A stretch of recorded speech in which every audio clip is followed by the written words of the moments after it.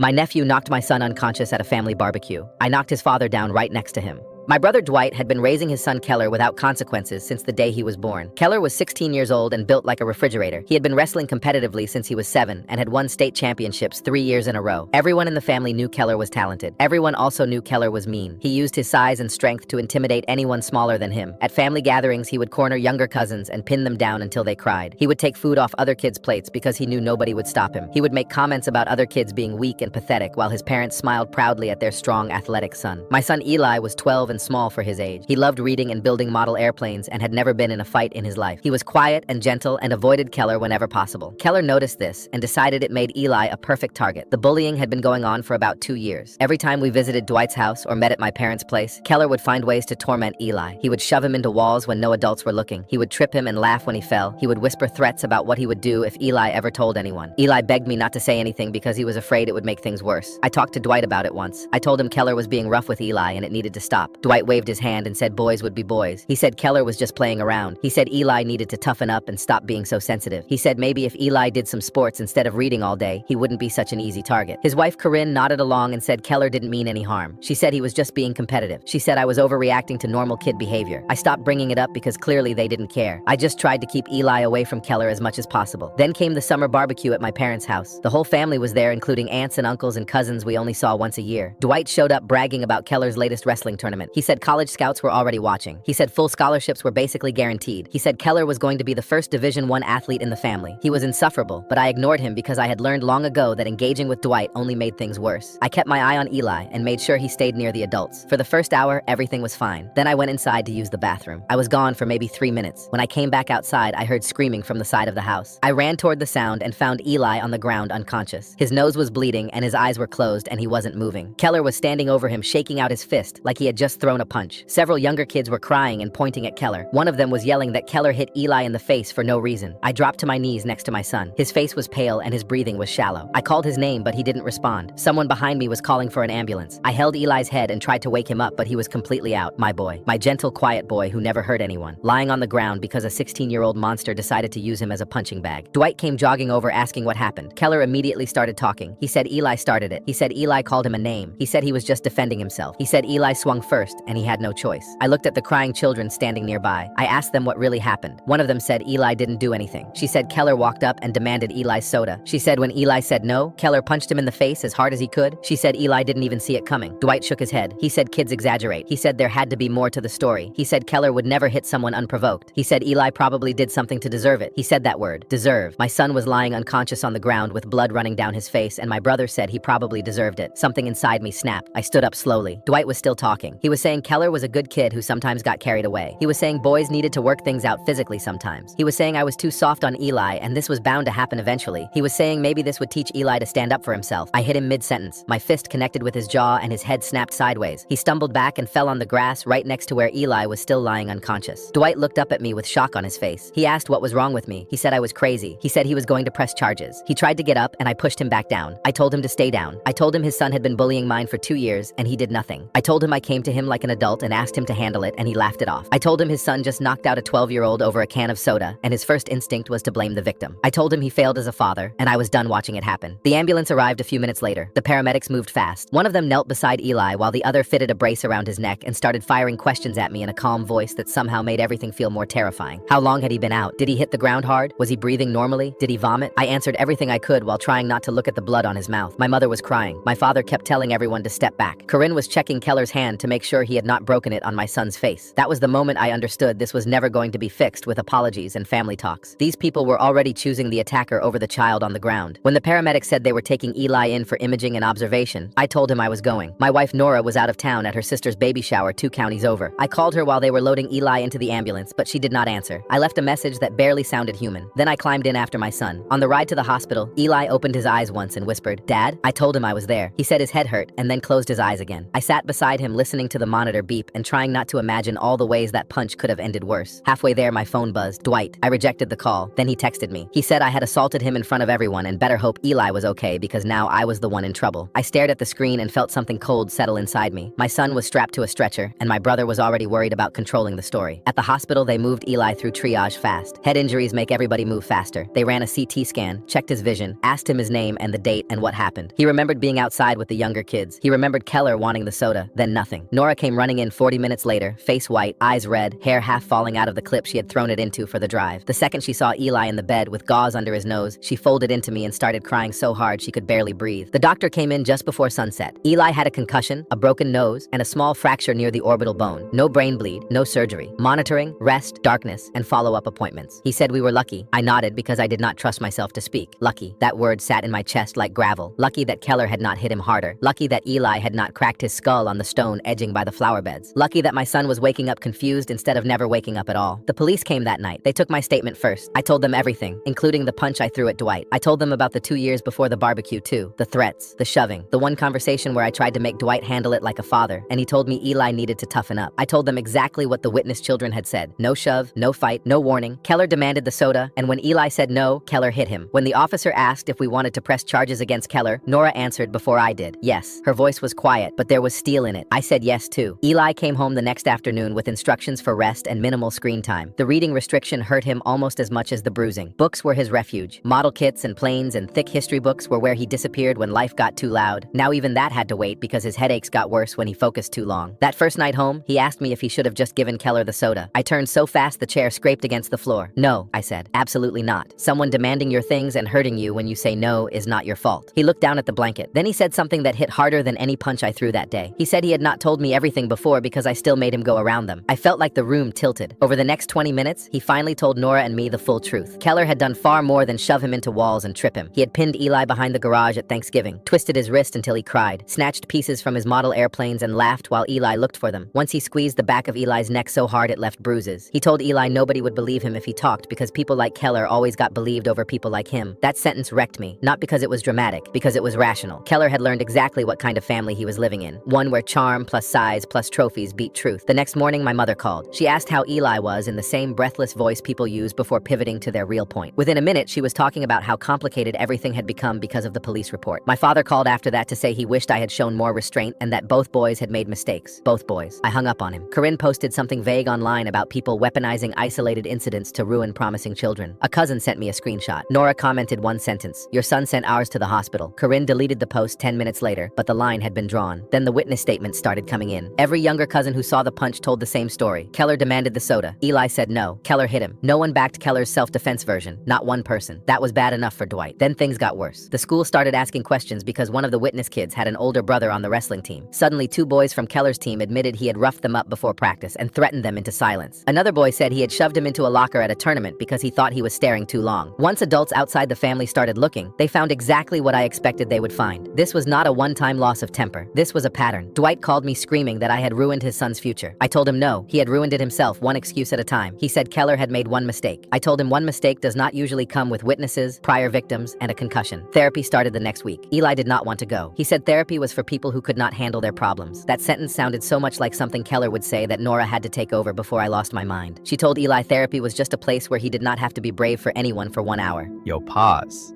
Eli saying therapy is for people who can't handle problems?